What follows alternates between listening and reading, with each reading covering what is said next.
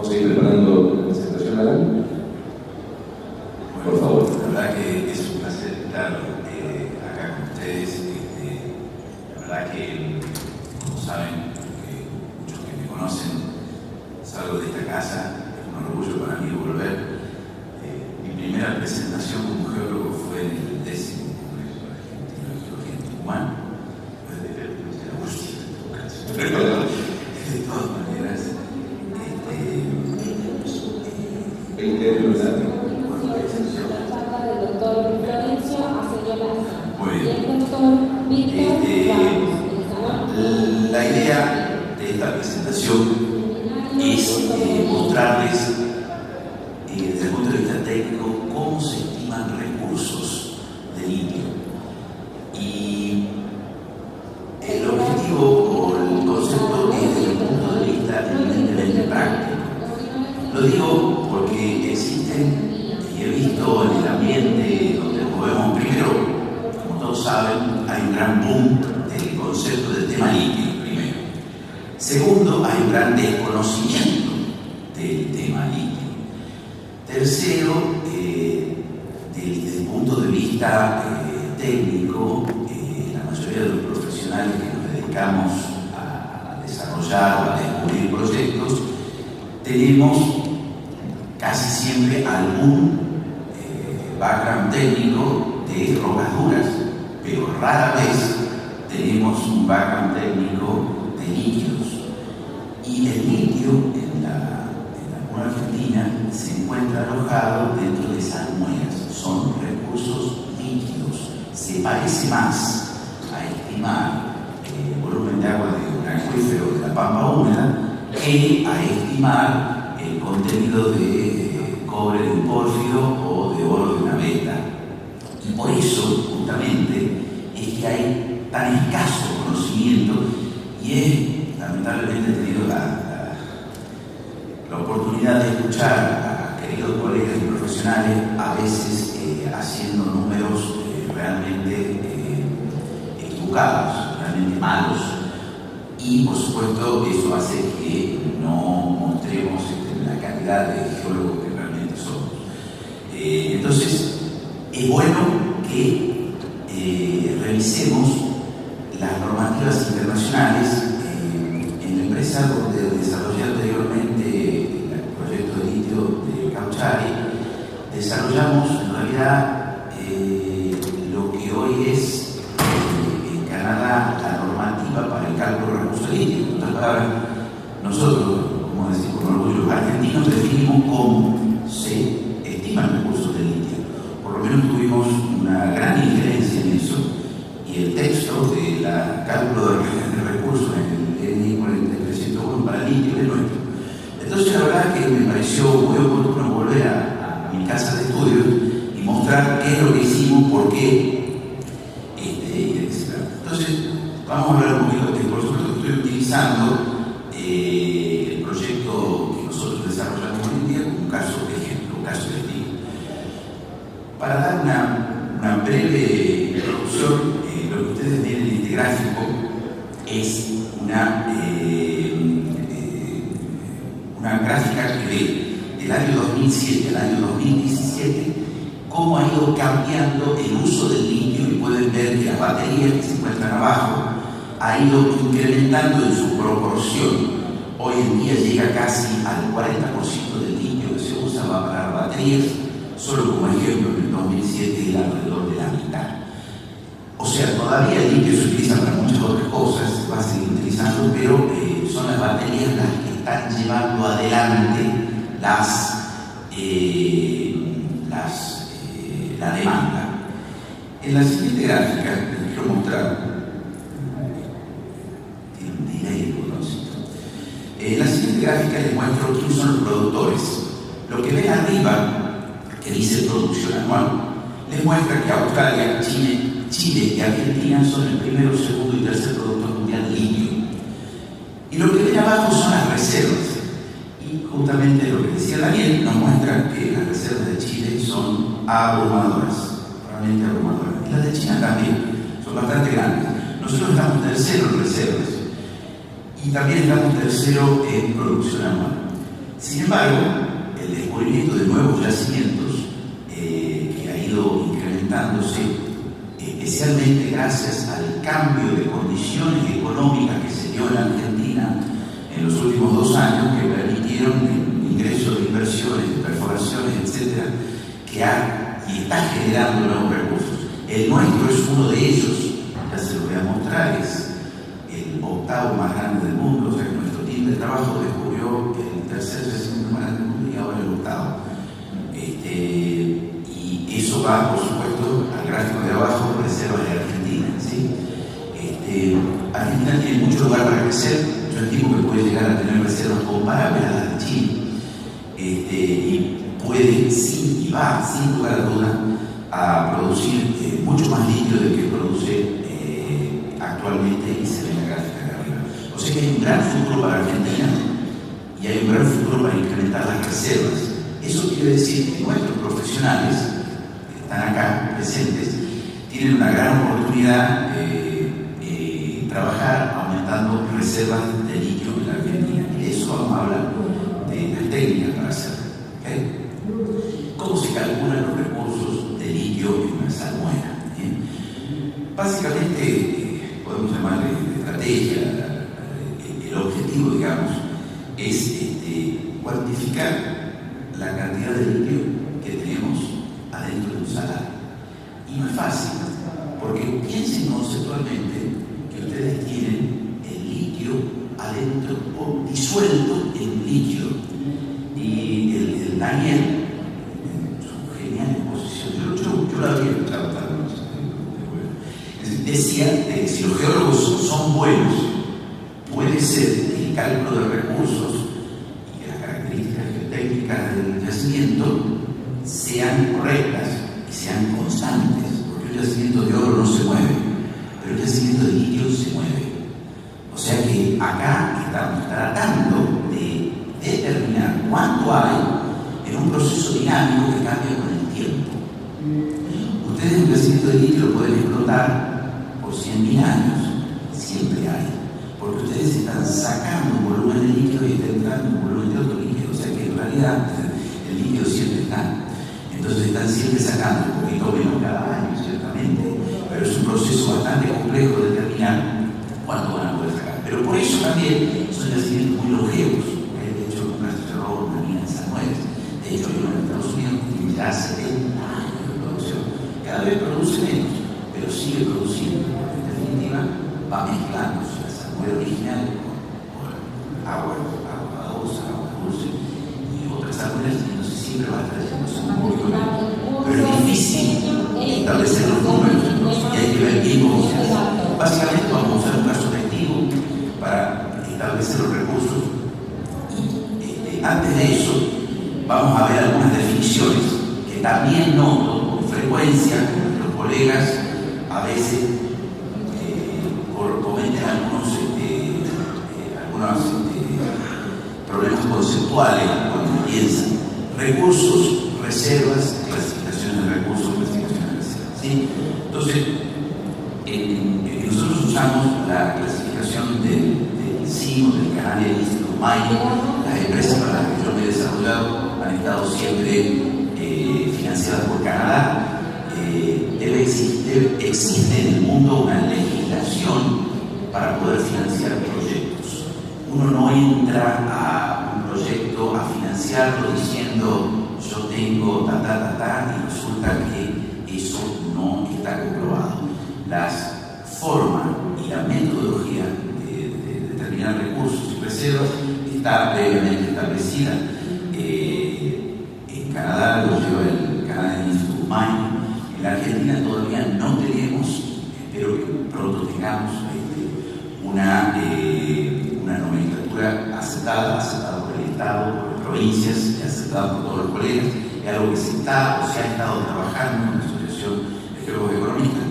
Entonces no me queda otra que utilizar la canadiense, porque además son las que financian. Y sin duda alguna, si alguien va a financiar algo, quiere que las cosas sean hechas de la manera que él lo procede. Entonces, dentro de eso, el Canadian Institute of Mining, recurso minero, tiene una concentración natural de un componente sólido, inorgánico, orgánico fósil, orgánicos fósiles incluir, por ejemplo, diamantes, incluir otros productos que no necesariamente sean metales. En forma y cartera que tiene perspectivas razonables de ser explotado, ¿sí? Entonces, eso es un recurso. De eso vamos a hablar. Vamos a hablar cuánto litio hay adentro de un salar, cómo se mide, y ese contenido de litio tiene alguna perspectiva de ser explotado. Ese recurso se va a convertir en reservas una vez que conozcamos cuál es el beneficio económico que se produce, que es todo lo que Daniel estuvo explicando antes. Ustedes acá están viendo el periodo previo, el periodo del descubrimiento. Llevar algo de descubrimiento a recursos, de eso vamos a hablar ahora. No vamos a hablar de las reservas porque implicaría una ecuación económica que todavía este proyecto en particular no lo tiene y que me llevaría mucho más tiempo explicar, entonces solamente me quedan los recursos, ¿sí? Como son reservas o recursos, son recursos líquidos, tenemos que adaptar la clasificación. Eso ya fue hecho, como les dije antes, y nosotros hemos en realidad definido en Canadá cómo hacerlo, ¿no? En su momento.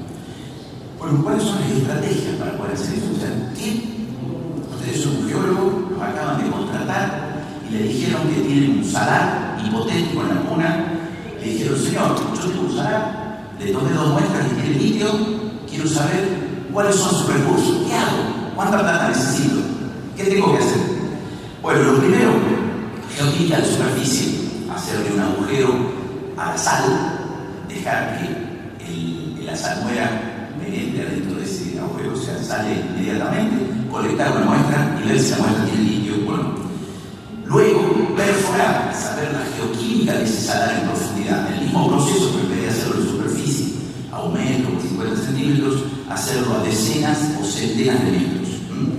Luego, hacer algún esquema geofísico que nos permita entender las estructuras principales adentro del salar.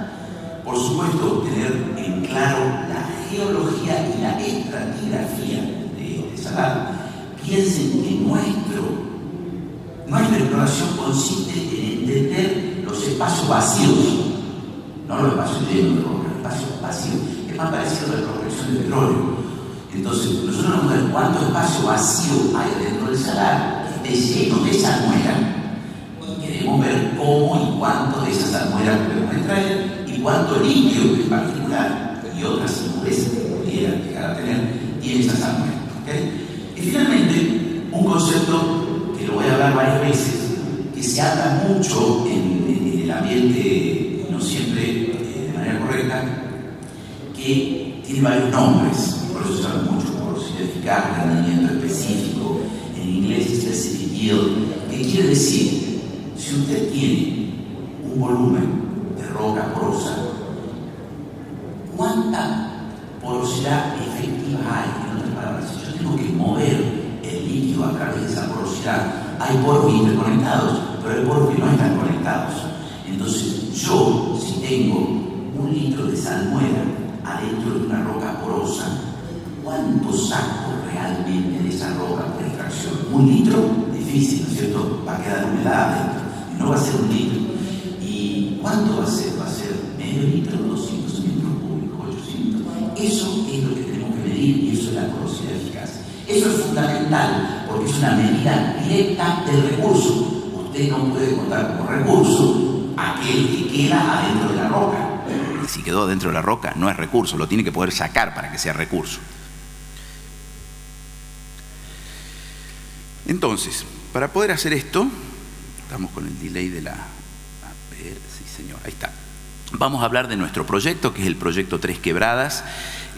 Como pueden ver, en una zona hiperárida, lo que se ve de fondo, aparte de nuestro campamento, es el salar que se ve detrás. Eso que se ve grisecito o marroncito es sal. Simplemente se ve marrón porque el polvo y el viento impregna la sal del mismo color del medio ambiente. Como pueden ver, es un lugar extremadamente árido. Y vamos a ver la siguiente imagen. Se encuentra ubicado en el límite con Chile, en el extremo sur oeste de la provincia de Catamarca. Y del otro lado de este proyecto se encuentra el salar de Maricunga, que también es un salar bastante conocido en Chile por tener altos contenidos en litio. Ustedes en este mapa están viendo prácticamente, o bueno, por lo menos el 70 al 80% de los recursos de litio del planeta distribuidos entre Chile y Argentina en salmueras.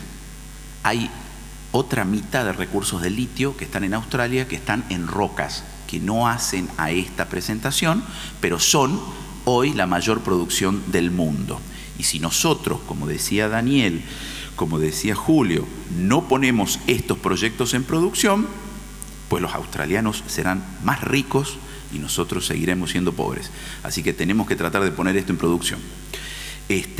Nos encontramos bastante alejados de todas las poblaciones. Fiambalá es la más cerca, 160 kilómetros. Y para aquellos memoriosos que puedan, lástima que Julio no está, pero aquellos memoriosos, esta zona está cerca de lo que se llamaba un proyecto aurífero que se llamaba El Dorado, que construyó un camino hace 20 años y quedaron atrapados en la nieve, fue todo un problema.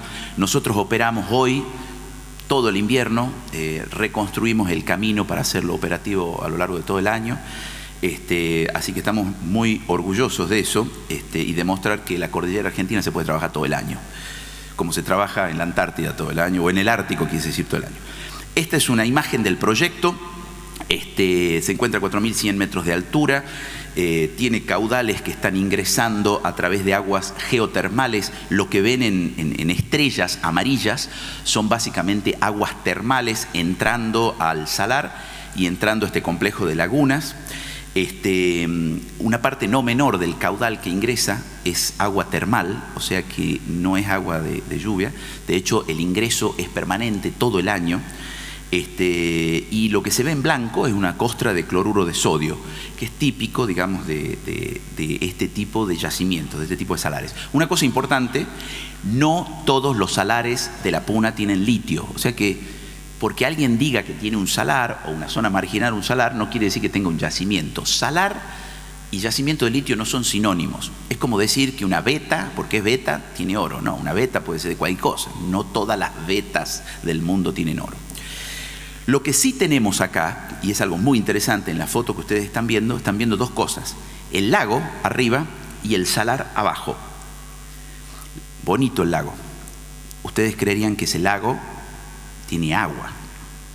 Bueno, tenemos en esta habitación al descubridor de este yacimiento, que es el doctor Eduardo Peralta, allí en aquella esquina.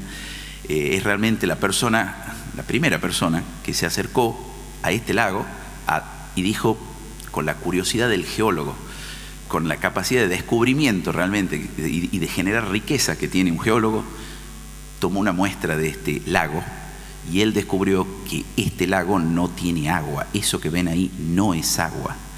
Eso es una salmuera más concentrada que el agua del Mar Muerto, mucho más concentrada que el agua del Mar Muerto. Eso que está ahí, en realidad está más cerca de las aguas badosas del petróleo que del agua dulce. No existe vida en el lago en sí, en el agua en sí. Aquí está la María Eugenia Farías, que descubrió algunos microbialitos en los aportes de agua dulce que entran al lago y que dan con la margen. Pero eso que está ahí básicamente es una salmuera, una de las más concentradas, y es única en América. Es el único lago, como se ve, de litio o de alto contenido en litio. El único yacimiento o la única ocurrencia minera similar en el mundo de esa foto que ustedes están viendo existe en China, en un yacimiento que se llama Sabuye, que está en el Tíbet y que está en producción desde hace 20 años, el de China. Esto que está acá, ese lago, es el único lago. Las aguas son cloruradas, o sea, realmente está en el cloruro, o no voy a decir que es ácido clorhídrico, porque no es ácido, pero la base del anión es cloro para esa sustancia. Los otros salares no son de cloruros, son salares de sulfatos, y hay también en la Puna salares de carbonatos, pero no de cloruro. Este salar es único. El motivo por el cual es único es por las aguas termales. Las aguas termales están cambiando o le están dando la composición química a ese lago que ven ahí. El lago, les aclaro, no es el yacimiento.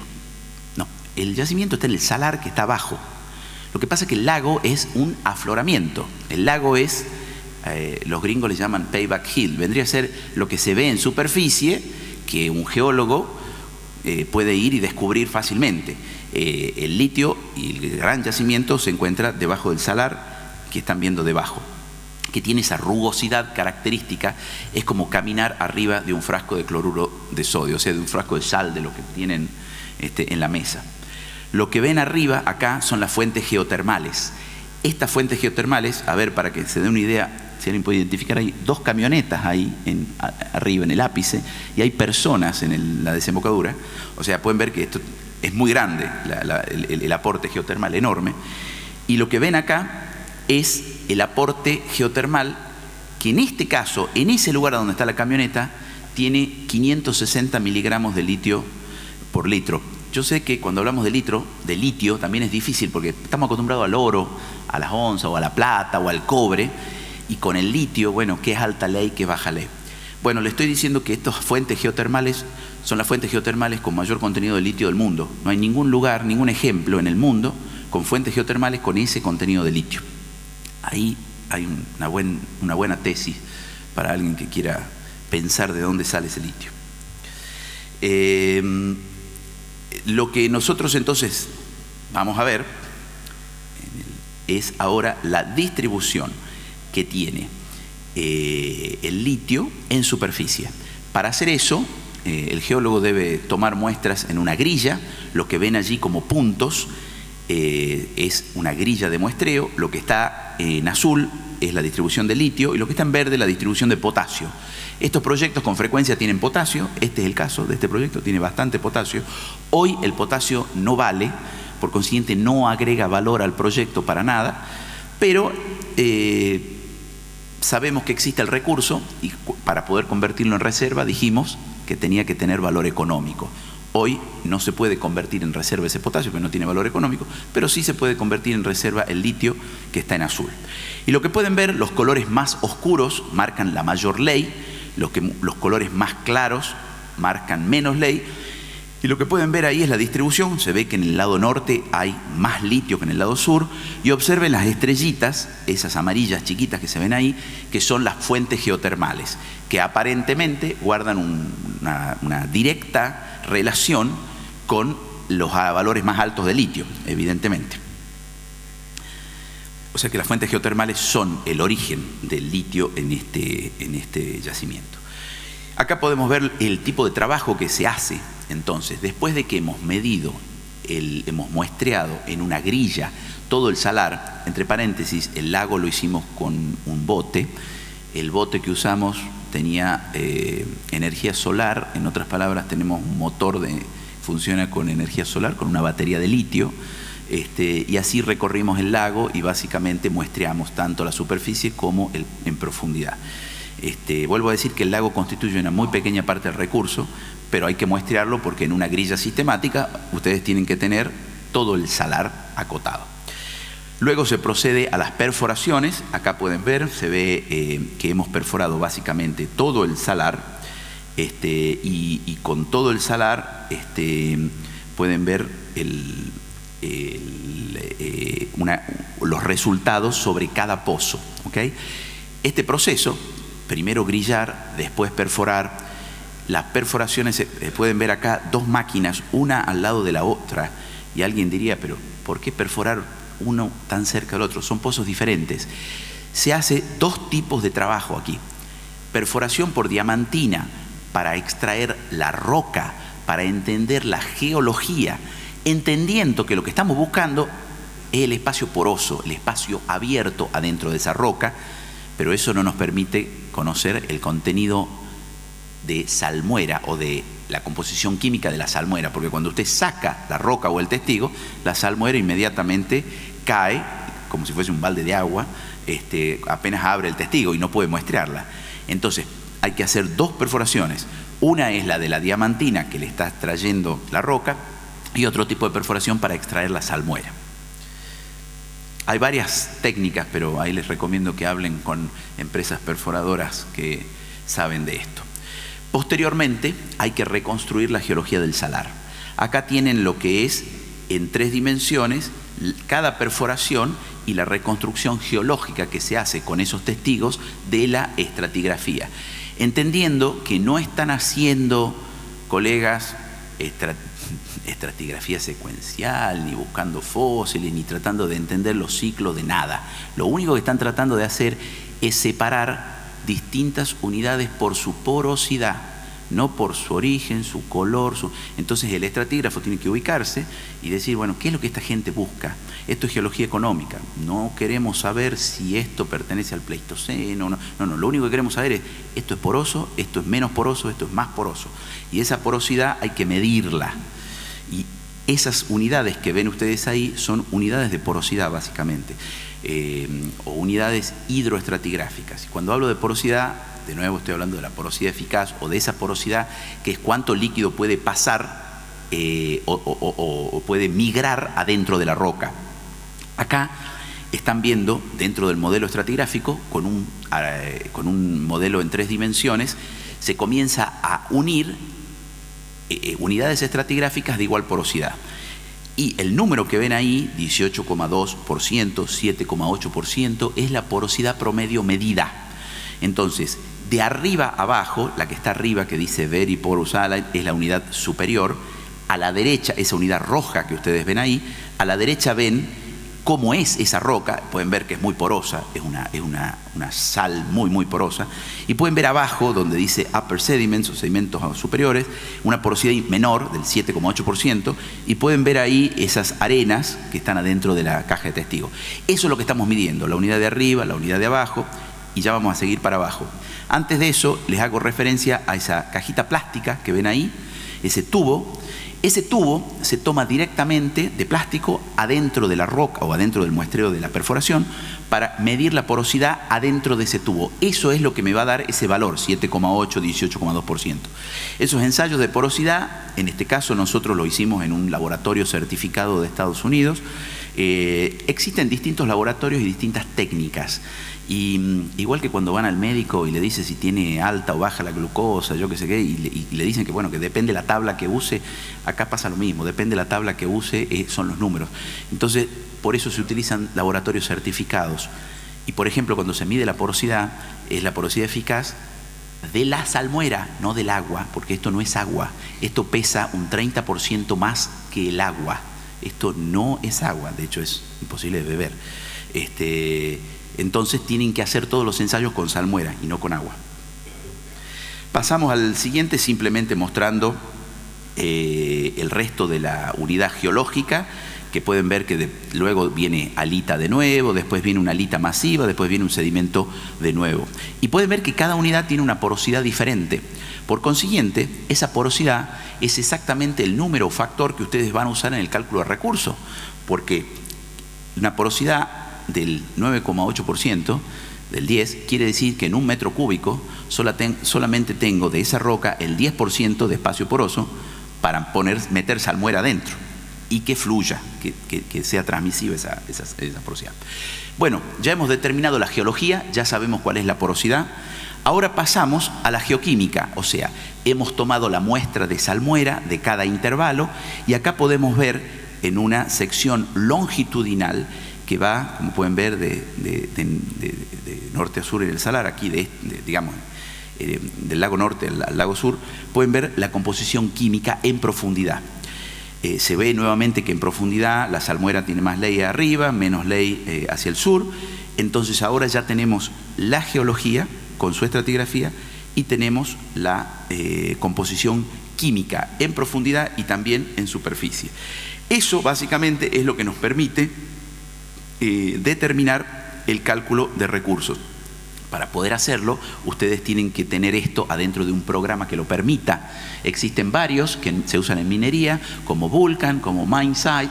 Nosotros utilizamos uno que se llama Target, que es un módulo de ArcGIS, que le permite a uno determinar el volumen en profundidad, armando un modelo tridimensional.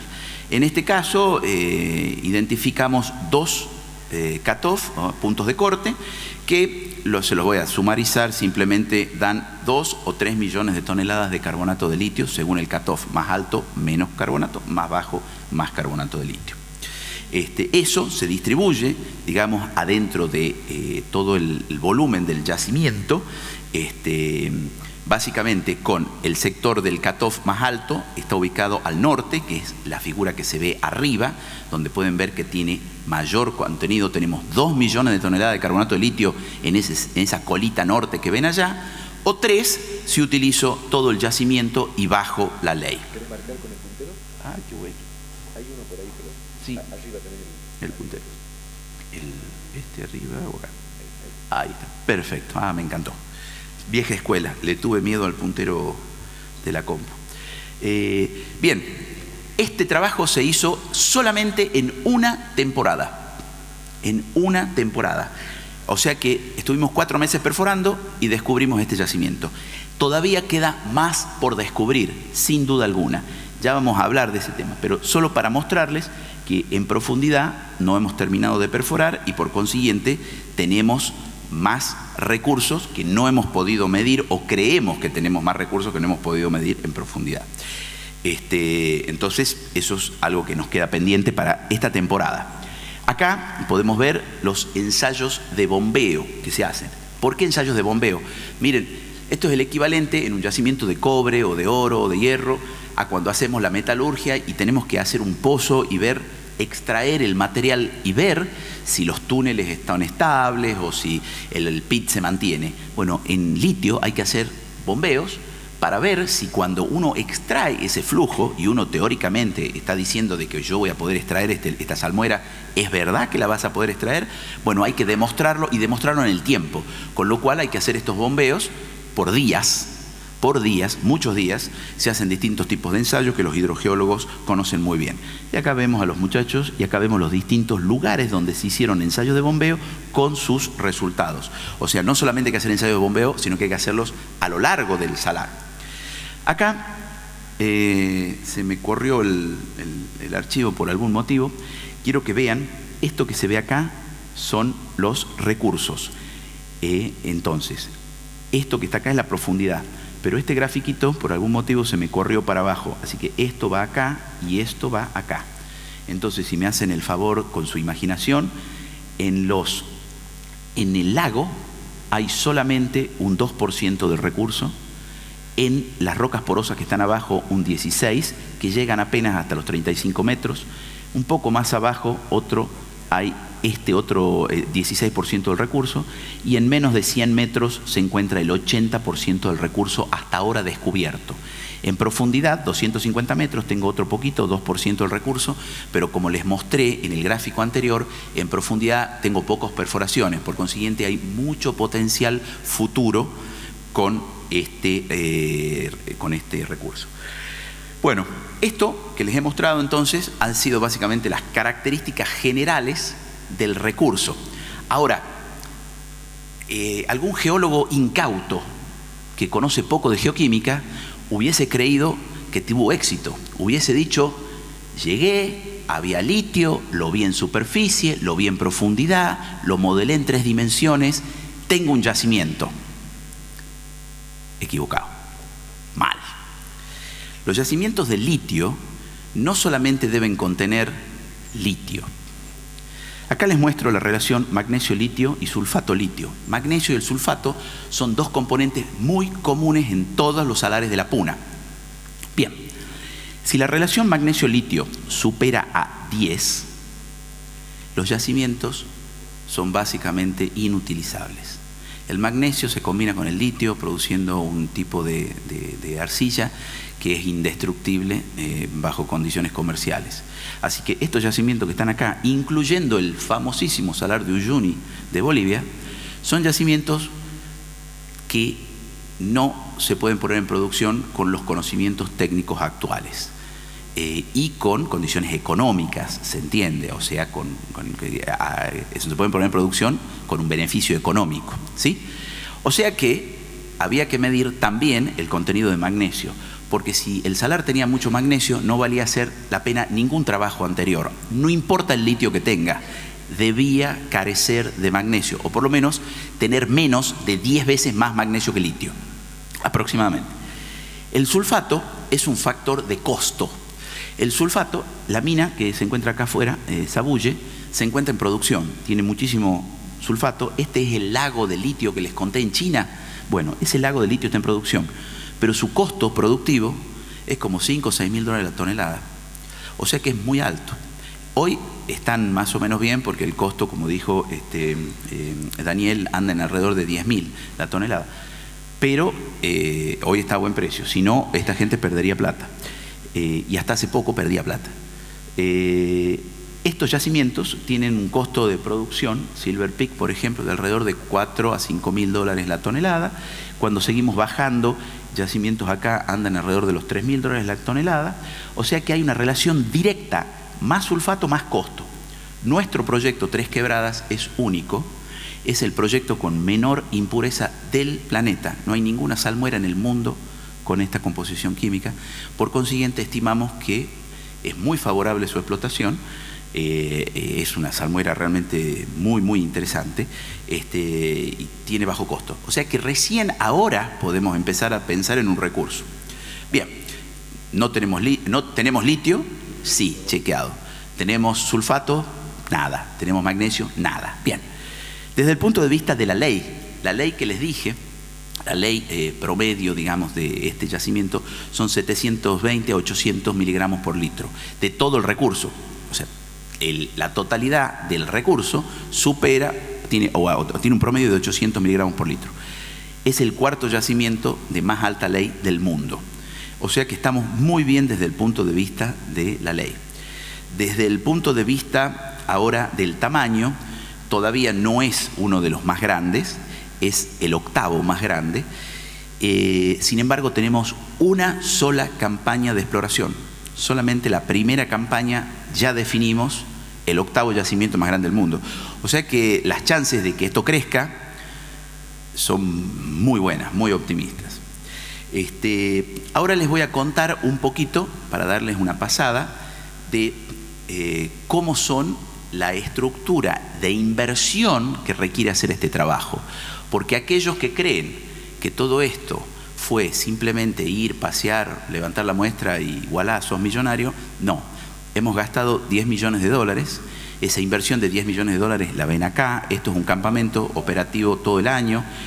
La gran mayoría de los vehículos y palas cargadoras, topadoras, etcétera, que ven ahí son nuestras.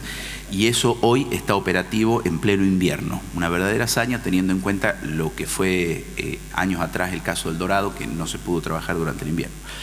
Estos son las pozas piloto. Para poder verificar una inversión de estas características, uno tiene que estar produciendo a pequeña escala.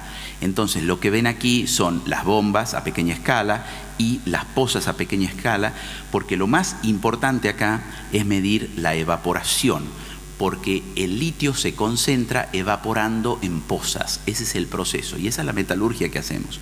Entonces, nosotros hemos invertido en proyecto con un laboratorio completo, operando todo el día y todo el año, así como una estación meteorológica, cabe destacar, la única de la región, porque los argentinos no conocemos la meteorología de nuestras montañas, conocemos la meteorología de nuestras ciudades, pero no hay información meteorológica de los cerros, cosa que sí hay en Chile, y es un gravísimo problema para estos proyectos, así que tenemos que hacer nosotros mismos el estudio meteorológico y climatológico.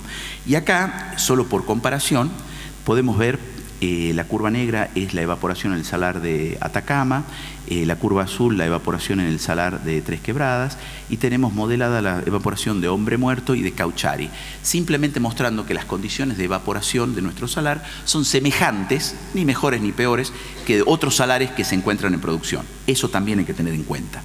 En otras palabras, evaporación, porosidad, falta de contaminantes, obviamente todo el trabajo, la inversión. Y ahora estamos en el proceso de la ingeniería para hacer la prefactibilidad, y eso implica hacer el diseño de a dónde van las pozas. En este caso estamos diseñando pozas, a dónde las vamos a ubicar, a dónde van los pozos de producción. Todo esto, como bien dijo Daniel, sin ganar un centavo. Es dinero a pérdida, ¿no es cierto? Es dinero para darle valor al proyecto. Acá pueden ver el plan. Este es para que nos ubiquemos, la ciudad de Fiambalá. Esto que está acá es la ruta 40, que va con destino al Paso de San Francisco. Esto que está acá es el antiguo camino que iba a Minera El Dorado, que se desviaba de aquí para acá, para ir a esto, que sería Valle Ancho.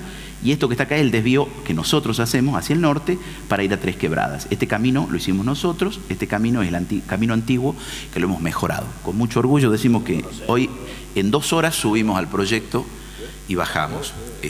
Son 60 kilómetros, por supuesto, construidos y reconstruidos por la empresa. Y en ese sentido, este proyecto se inicia hace 2 años, no es casual, solamente liberaron plata los inversores cuando se levantaron las retenciones. Vamos a ser bien claros, si las retenciones serían, yo no estaría hablando, habría 30 personas hoy con menos trabajo. Nosotros llegamos a contratar durante el verano 100 personas, 100 familias. Hoy tenemos 33 familias contratadas durante el periodo invernal. Tenemos alrededor de 30 contratos de servicios más, empresas de distintos rubros que nos sirven, y gastamos, para que se den una idea, alrededor de $1 millón por mes. ¿Okay? Esa es la inversión que generó levantar las retenciones. Si las retenciones estarían, yo les garantizo que no habríamos invertido nada y ustedes no sabrían que tenemos un yacimiento de litio muy grande en este distrito. Eso lo hicimos básicamente en 17 meses. O sea, la exploración es no solamente eficiente, sino muy rápida. Hay una diferencia con los proyectos de oro o los proyectos de cobre que llevan bastante más tiempo desarrollar.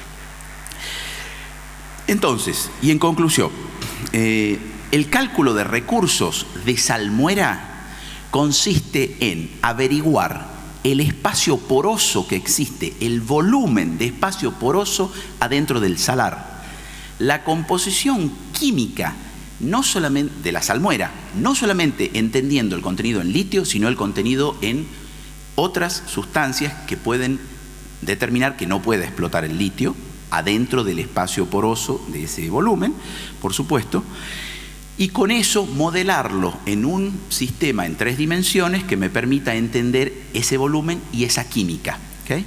Luego de eso hay que entender si esa extracción es posible, en otras palabras, bombear el salar literalmente para probar que la extracción es posible, y luego de eso hay que poner pozas a evaporar para probar que la evaporación es posible. Porque, por ejemplo, si en el lugar no hay buena evaporación, el caso de Estados Unidos en Silver Peak, básicamente hace el proyecto de muy difícil producción económica, porque tardás 3 o 4 años en evaporar la salmuera, y ¿quién quiere?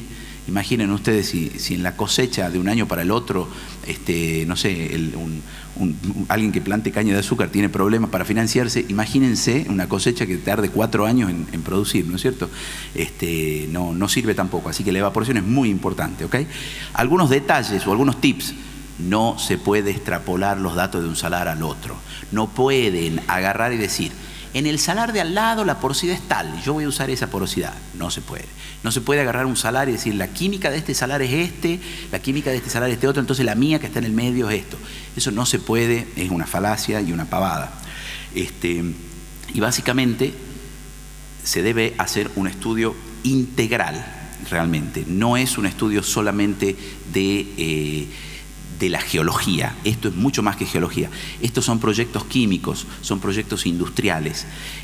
Nosotros tenemos más químicos e ingenieros químicos contratados que geólogos. Relativamente hablando, la geología es una intriga menor. Es mucho más difícil la parte de la química del proceso que otra. Así que este ha sido mi intento, digamos, de clarificar algunas cosas. Les agradezco mucho y por sobre todo agradezco a los organizadores de este congreso haberme dado la oportunidad de traer esta pequeña contribución, que espero que les haya sido interesantes. También mi más sentido homenaje al amigo Nivaldo Rojas, que lo extraño mucho. Gracias. Muchísimas gracias, Waldo.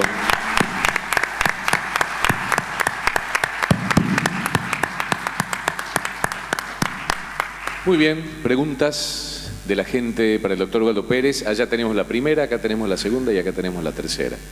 ¿Sí? Por favor, sí. Y cuarta. Gracias. ¿Eduardo? Sí, también. Quedaste el último que no te vi. Pero siempre lo último es lo mejorcito, así que... Escuchamos la colega. Sí, buen día. felicitaciones por la exposición, muy buena. Mi consulta es con respecto a los microbialitos que mencionó. ¿Qué tienen pensado con respecto a la gestión ambiental del yacimiento? Muy buena pregunta. Por el momento lo que estamos haciendo es la línea base, ¿ok? Así que en estos momentos los estamos estudiando. Me es difícil decir qué tenemos pensado en el sentido que voy a necesitar que los técnicos y expertos que trabajan en eso me den las recomendaciones en el momento apropiado. Y veamos entonces cómo funciona la línea base y el plan ambiental con respecto al proyecto. Lo primero que tenemos que saber es qué queremos hacer nosotros. Hasta aquí sonó, por la forma asertiva en la cual yo me expreso, que sabemos lo que vamos a hacer. No sabemos todavía, porque yo necesito que los ingenieros vean la parte económica, que los hidrogeólogos vean cómo puede o no afectarse, por ejemplo, el nivel hidrostático del lago, en este caso, y/o de la salmuera que está dentro del salar, y a partir de esos estudios recién puedo decir, bueno, ¿qué voy a hacer? Hay muchos ejemplos que se pueden aislar, ¿cómo vamos a proteger eso, digamos? El objetivo siempre con la escasa pero importante fauna que puede haber en la zona, que la hay, tenemos algunas cosas que son importantes, como los microbialitos. Por ejemplo, en flamencos, hemos hecho el conteo de flamencos, tenemos 12, le ponemos nombre a los 12, Juan, Pedro, Joaquina, porque no es un ambiente de mucha biodiversidad, pero tenemos un par de vegas que, si bien desde el punto de vista de la puna uno diría, bueno, no son muy grandes, pero son importantes para la zona, y evidentemente tenemos que asegurarnos de que no las afectamos. Entonces, cuando uno dice ¿qué vas a hacer enfáticamente? Claro, no lo tengo porque todavía estoy haciendo la línea base y todavía los ingenieros están viendo a ver qué hacemos. Esta explotación va a ser una explotación de 10.000 toneladas al año, 20.000 toneladas al año, 30.000 toneladas al año. ¿Cuánta agua ingresa? Sabemos, entran 2.000 litros segundo al salar. ¿Cuánto sale? Porque lo vamos a usar nosotros y vamos a sacar 1.000. O sea que tenemos un balance positivo de 1.000 todavía. Bueno, todo eso es un estudio detallado y los técnicos, en este caso María Eugenia Farías, que está trabajando con los microbialitos con nosotros, nos van a decir, mira, esto habría que hacer tal cosa. Solo para tener una idea, en estos momentos, por ejemplo, están inundados los microbialitos porque en invierno ha subido muchísimo el nivel del lago, mucho, se ha triplicado el lago, y entonces quedaron bajo el agua. Entonces, ¿qué es lo que se hace en estos casos? Hay que estudiarlos. Lo bueno es que ahora se pueden estudiar, porque antes no sabíamos. De hecho, no sabíamos que existían ahí, según entiendo, un descubrimiento nuevo. No están en todo el salar, de ninguna manera, y no están tampoco en el lago en sí, sino en uno de los bordes. Y bueno, ese borde hay que tener mucho cuidado con él, cuidarlo, y los técnicos nos dirán cómo conservarlo. Por acá venía la segunda pregunta. Gracias, muy buena presentación. Mi nombre es Gustavo Bergani, pertenezco a la industria petrolera. Y quería hacer un comentario y una consulta muy rápida.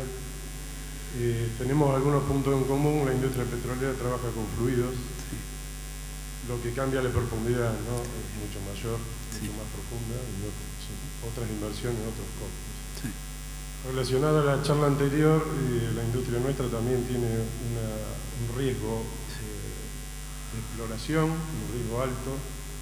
En Argentina ese riesgo cada vez es mayor, sobre todo para yacimientos convencionales como los conocimos siempre, ¿no? No quiero meterme en el tema de no convencional o vacamuertos.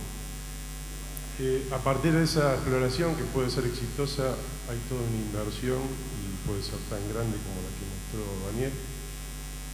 Pero cuando no se encuentra, la empresa va a pérdida y tiene que ir a otro proyecto. En Argentina, la chance de éxito en petróleo exploratorio anda con suerte en el 15%, o sea que tenemos que hacer 7 pozos exploratorios para encontrar uno exitoso. Y a veces ese exitoso no es comercial. Bueno, volviendo al litio, ¿no? Simplemente quería comentar que tenemos muchas cosas en común. Nosotros cuando encontramos un yacimiento hay un estudio geológico profundo del subsuelo que tiene que ver con la sedimentología, la estratigrafía. O sea, lo que decimos es armamos un modelo estático del yacimiento. Ahora, el modelo dinámico lo toman los ingenieros y sería la parte que ustedes, lo que comentaste, que es la parte de ensayos, ¿no? Que se hacen ensayos del pozo o de los pozos para ver caudales, presiones y ver qué encontramos, ¿no? Por supuesto que con más pozos se sabe lo que encontramos. Ese es un poco el nexo, digamos, que tendríamos con la actividad minera en relación a fluidos. Mi pregunta hacia el litio, hacia la industria del litio es, dentro de la curva de aprendizaje, digamos, que ustedes están haciendo, ¿se conoce todo? ¿Están todavía en la primera parte de esa curva, digamos, que normalmente se dice que en el primer 20% del tiempo uno aprende y sabe el 80% de lo que está buscando? O sea, ¿en qué estado está la situación, digamos, en general de las empresas en Argentina?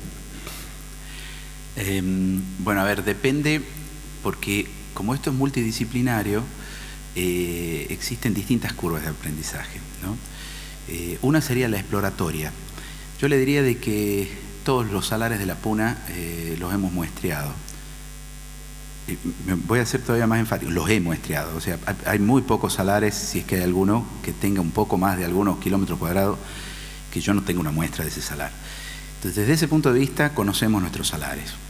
Desde el punto de vista de lo que yo le llamo salares ocultos, escondidos o cubiertos, no empezó la exploración. Cuando descubrimos Cauchari, en su momento, la exploración transcurría en Olaroz, al norte, y cuando nosotros nos metimos en Cauchari parecíamos que éramos el patito feo, porque era un salar chiquitito, hacia el sur, medio raro, tenía poca pinta. Pero también Eduardo Peralta, nuevamente, el gran descubridor, vino y dijo, pero podría haber litio en profundidad, podríamos explorar qué es lo que pasa. Hicimos exactamente lo que Eduardo dijo y encontramos el yacimiento debajo de un cono aluvional que no es un salar. O sea, Cauchari no está en un salar que hoy lo veis con los ojos, no lo ves, está oculto. Dentro de eso, en Argentina tenemos mucho por hacer, o sea, tenemos un montón de áreas que podrían tener salmuera en profundidad. Habiendo dicho eso, recordemos que las salmueras le hemos hecho datación, por lo menos a las de Cauchari, ya vamos a datar las de Tres Quebradas, tienen 20.000 años. Más o menos en hacer un salar que tenga litio te vas a demorar algo así entre 10 y 50.000 años de evaporación y de reserva y yo qué sé qué.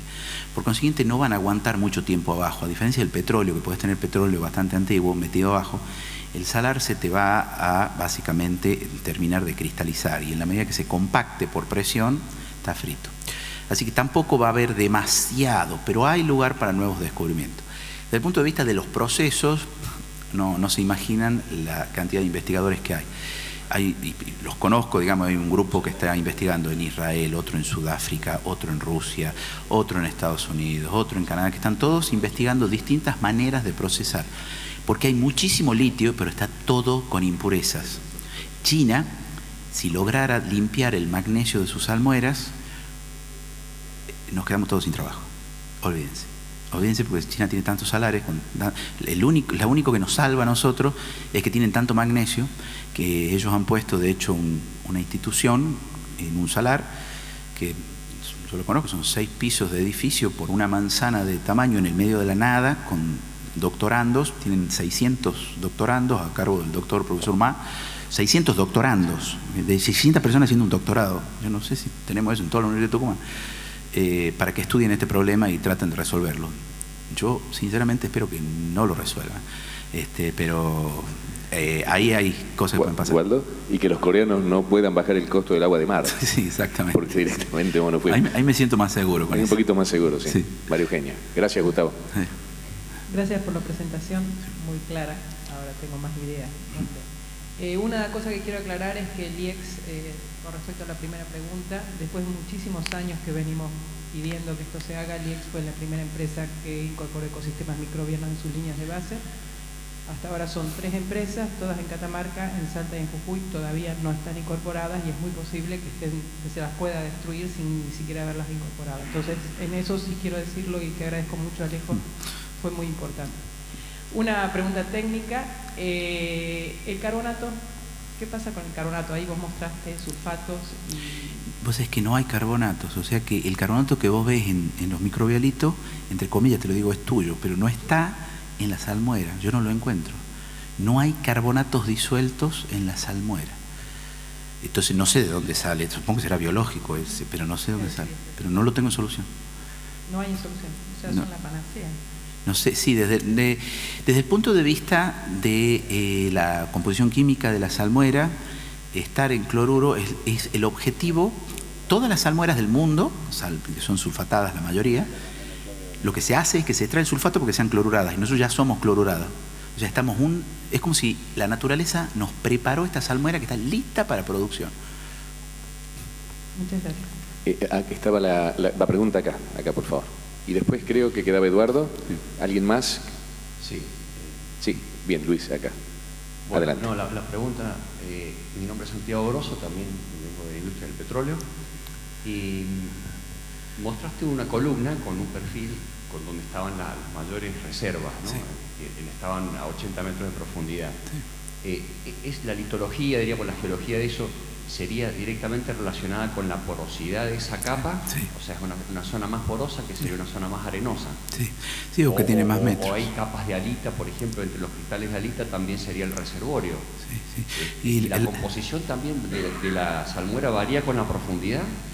Sí, bueno, las dos, vamos primero. La reserva está directamente relacionada a la porosidad y obviamente al espesor. O sea, si vos tenés una capa de arena de 1 metro, y las reservas van a ser ese poquito.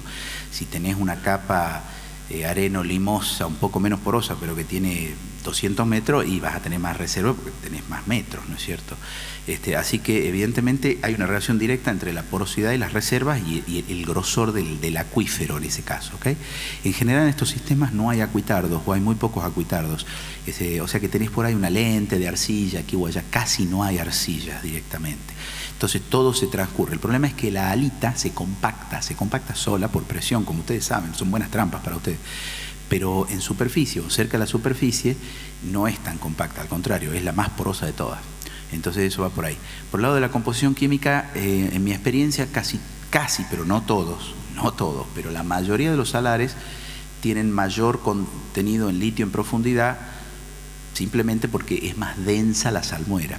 Piensen que las densidades de estas salmueras varían entre 1.3 y 1.2, o sea que son muy densas, 20 a 30% más pesadas que el agua. Mañana vamos a presentar con los testigos las muestras, y tenemos un par de botellas, una de agua y una de salmuera, y se van a dar cuenta en el acto cuál es cuál. Déjame que te sume, Waldo, mañana donde están las coronas de vaca muerta, en el Hotel Catarinas, él personalmente va a estar presentando los testigos del salar de esta sección que ha mostrado, así que también los invitamos, de 10 a 12 de la mañana se va a poder ver el salar en profundidad, los testigos de perforación.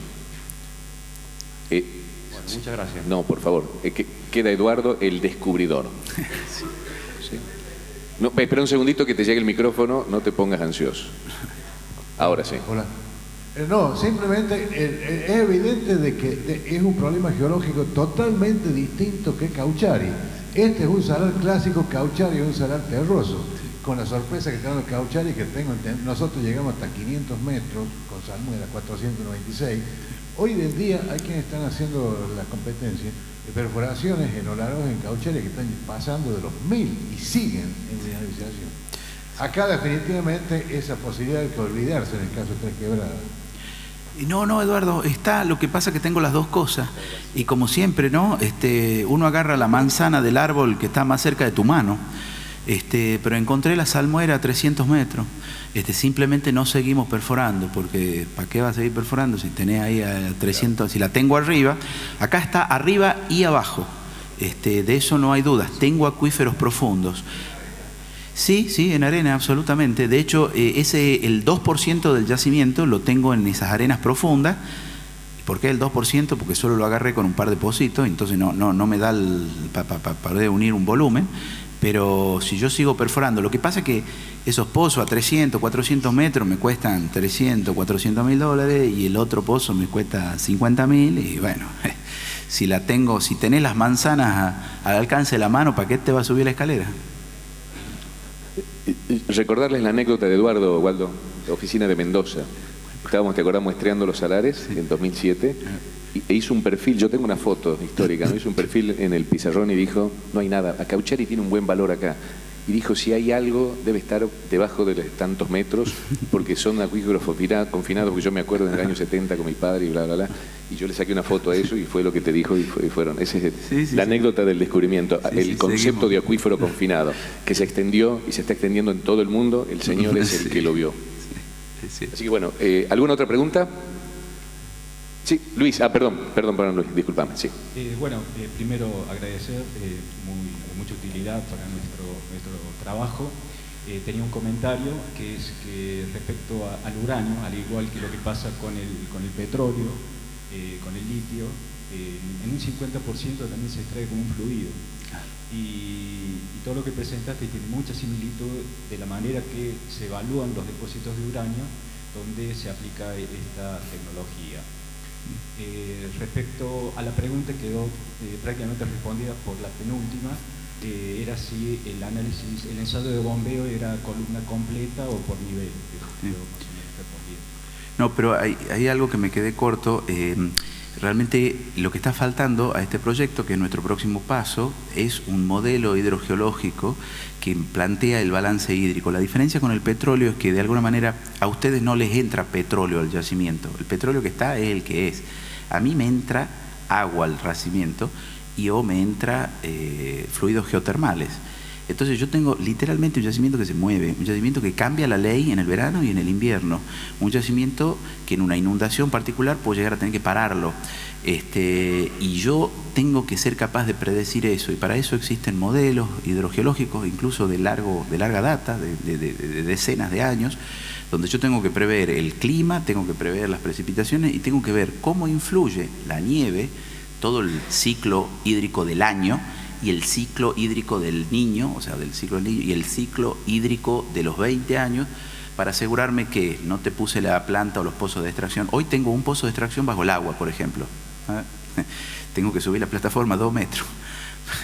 Ok, buen aprendizaje. Entonces, así tengo que seguir. Entonces, les digo que es particularmente complejo esto y requiere, nosotros hacemos ensayos de bombeo en verano, en invierno, escalonados, de largo plazo. Es muchísimo trabajo, es muchísimo trabajo. A veces creen que porque, bueno, ya está, descubrió un salar, ya está. No, falta muchísimo. Insisto, gastamos $1 millón al mes. O sea, es mucho y la colección de datos es enorme. Una muy breve, por favor. Sí, Gustavo. A ver, deja que te llegue el micrófono, por favor, así te podemos escuchar. Gracias. En realidad es cierto, no hay nuevo petróleo gas en los yacimientos, pero sí lo que entra es agua. Sí. A veces hay empuje, a veces no. Eso tiene que ver con la mejor o menor productividad del yacimiento. Sí. Es muy complejo el tema de producción de yacimientos. Cada yacimiento es diferente. Sí. Me imagino que en el litio debe ser igual. Sí. Tiene mucho que ver con la conectividad o no del reservorio en subsuelo. Sí. Entonces, esa simulación dinámica es muy importante. Y la historia de producción es muy importante. O sea, hay muchas cosas que se van conociendo sobre la marcha. Eso tiene mucho impacto económico, ¿no? Sí. Nosotros, por ejemplo, hacemos secundaria o terciaria. O sea, volvemos a inyectar fluidos para presurizar el yacimiento. O sea, hay todo un tema que tiene que ver mucho de geología y mucho de ingeniería. Sí. Ese comentario. Gracias. Muchísimas gracias. Bueno, agradecemos al doctor Waldo Pérez, al amigo.